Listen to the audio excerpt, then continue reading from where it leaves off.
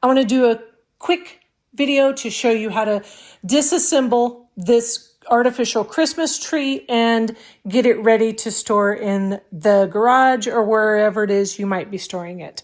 So the first thing you're going to want to do is, of course, unplug it and then go through and where you connected the different, the lights for the top and the middle. You unscrew that there and just pull them apart. And then you do the same thing for the middle and the bottom. This is between the middle section and the bottom. You're going to unscrew it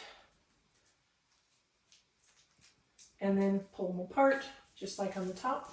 Just pull up on that.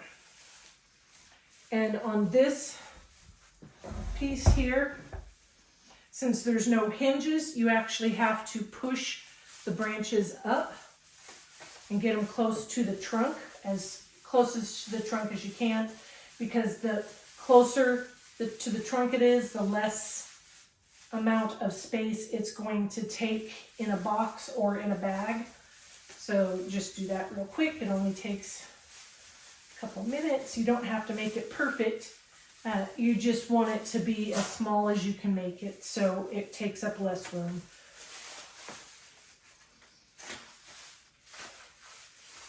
And remember, this tree came with gloves, so if you don't want to get a little prickly, you can always put the gloves on. Then take the other two pieces apart, and because they were all hinged, remember, they hinge like that. Literally all you're going to do is hold it from the bottom and it will, all those hinges will just automatically kind of wrap in. And then again, you're just going to kind of squeeze it a little bit so it takes up the littlest amount of space as possible. And then I screwed the base on it, so I need to take the base off.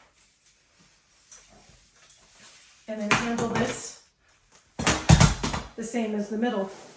I mean, it was like this, and then like that. It's crazy. It's so smart to have those hinges. So it's now ready to put in a box or a bag. And at this particular moment, I don't have a bag available. So I'm going to try and put it back in the box. But I tell you, if I were you, if you are buying an artificial Christmas tree, I would definitely invest in a Christmas tree bag to store it in your garage, because it makes it so much easier. This is the bottom piece. You just push it in, kind of get it all the way to one end, the fluffy end all the way up as far as you can. And then the middle piece, put the top of it on the other end.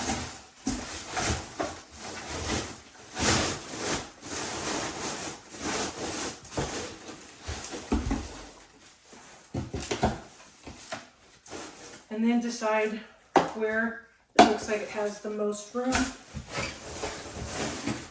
Now, if you had a bag, this would be nice and tight where I'm going to have to tape this shut, and that'll work also, but I will purchase a bag because I think it's a lot easier with a bag. But now it's ready to store in the garage.